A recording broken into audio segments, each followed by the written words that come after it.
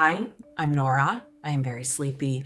I'm an author, I'm a podcaster, I'm a speaker, and for 3 years, my best friend Caroline Moss and I have been doing these writers' retreats 2 or 3 times a year in Las Vegas. Las Vegas, yeah. Sin City, baby.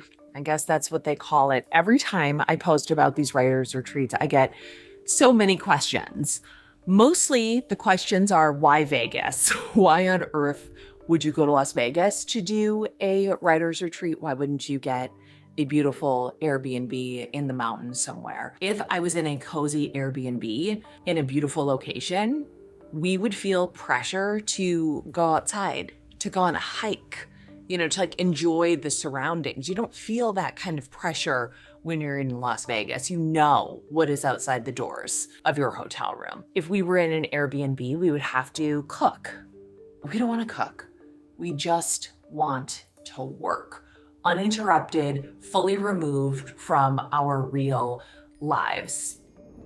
Vegas works for us because we don't drink, we don't party. Is using the slot machines gambling? Yeah, technically, but everyone knows not really because you mostly lose, but it's fun for us. We love to sit and just push a button. And Vegas works for us because we just are not really Vegas people. So here's what we do. We get a room midweek, which means it's very cheap. We often use points, so sometimes it's even free. We stay for 2 or 3 nights. We get room service. We stay in the room. We go there with specific goals, and we are there to keep each other comfortable for our goals. We go to bed early, we wake up early. If we hit our goals, we are allowed to leave the room, go downstairs and push the button on the slot machine. That's kind of our treat. Look, it works for us. The last trip we took was in September, and I'm going to show you how it went. So day 1 was the travel day. I actually decided to drive, which I rarely do, but I actually love the drive from Phoenix to Las Vegas. I borrowed my mother-in-law's car, which is a luxury vehicle, so it was much more comfortable than normal. Stopped to get gas, but really what I was stopping for was a giant soda. I love preferably 44 ounces of Diet Coke, but it's not really 44 ounces of Coke. It's 44 ounces of ice and then Diet Coke to fill in the cracks. So the splash of cherry Coke, I'm very particular. I've decided to listen to A Court of Thorns and Roses on the drive there and the drive back. I did not know what it was about. My daughter asked me to read it. It happened to be the exact same length as the drive to Vegas and the drive back if I listened to it at 1.5 speed. I did not know that this was horny fairy stuff. I was my face on the drive was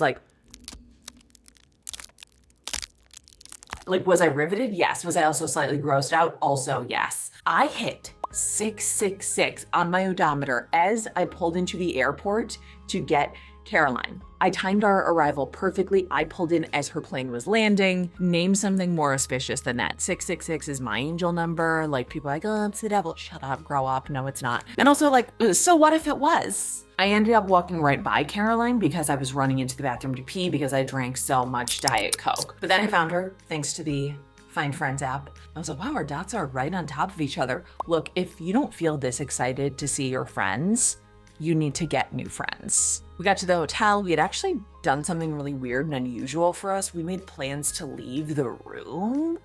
I don't know why, but we ended up going to the Sphere. The Sphere. It's been very hyped up. We saw whatever Earth movie was playing. It's not Planet Earth. It's the Darren Aronofsky version of Planet Earth.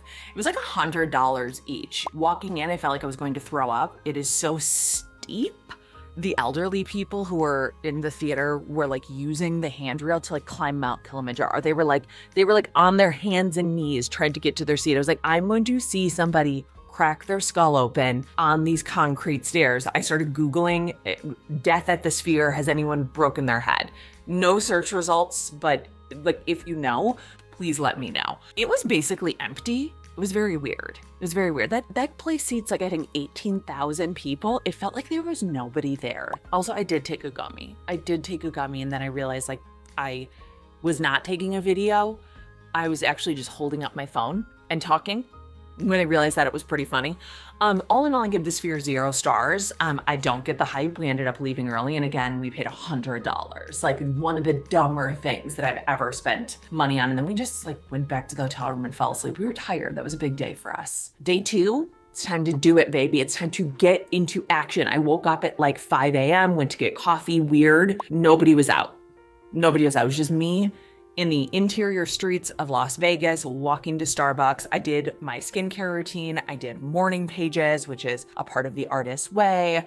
I can talk about that another time. But there's also, I wrote about that on my Substack. I will link it in the description. So my goal for this trip was to finish a screenplay. That was a big stretch goal. I didn't think I could do it. I've been working on this screenplay for months. It had also been due for months. So I was kind of in the pit of despair. I'll be honest. I was in the pit of despair where I was like, I will never finish this. I'm such a loser. But then I got a text from my friend Brandy, and this was the encouragement I needed. I took my Adderall. I sat down. I wrote for like 8 hours without stopping, which is boring to watch, but I did it and I finished the screenplay. I finished it. I had time to read it and be like, I did it. It's great.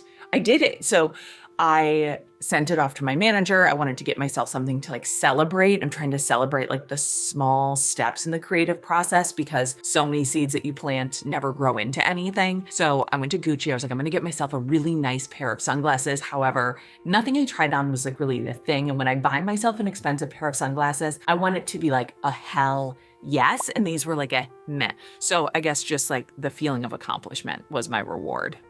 Dumb. All right, day 3 was a little different. I'd already finished my big goal a day early, which is wild and has never happened. So I spent the day just doing all the little work tasks that had piled up. I got ahead on some other little writing projects. Caroline was obviously locked in. I did my red light mask. I did some other writing. Then Caroline hit her goal and we hit the slots, baby. And we won big, or what is big to us at least. Then we took another gummy. We ordered room service. Things got weird. We definitely passed out by I think 9 p.m. at the very latest. And now it's the last day. It is day 4. And usually we would stay in the room till the last minute. We'd request a late checkout and we would not leave until an hour before our flight leaves because the Vegas airport is very, very close to the Strip. But we'd gotten so much done on day 2 and day 3 that we decided to really treat ourselves. So we walked from the Bellagio to the Cosmopolitan, which is actually where we normally stay. And we played the slots again and we won more money.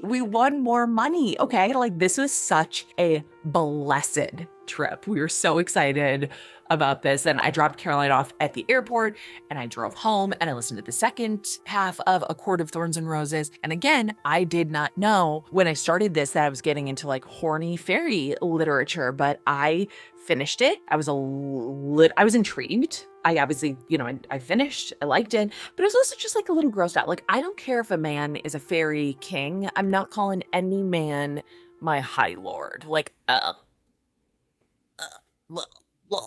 Anyways, is a Vegas retreat for everybody? Obviously not. No. But is it for us? Yes. I've done some of my best work at these writers' retreats in Vegas. I've had the best time at these writers' retreats in Vegas.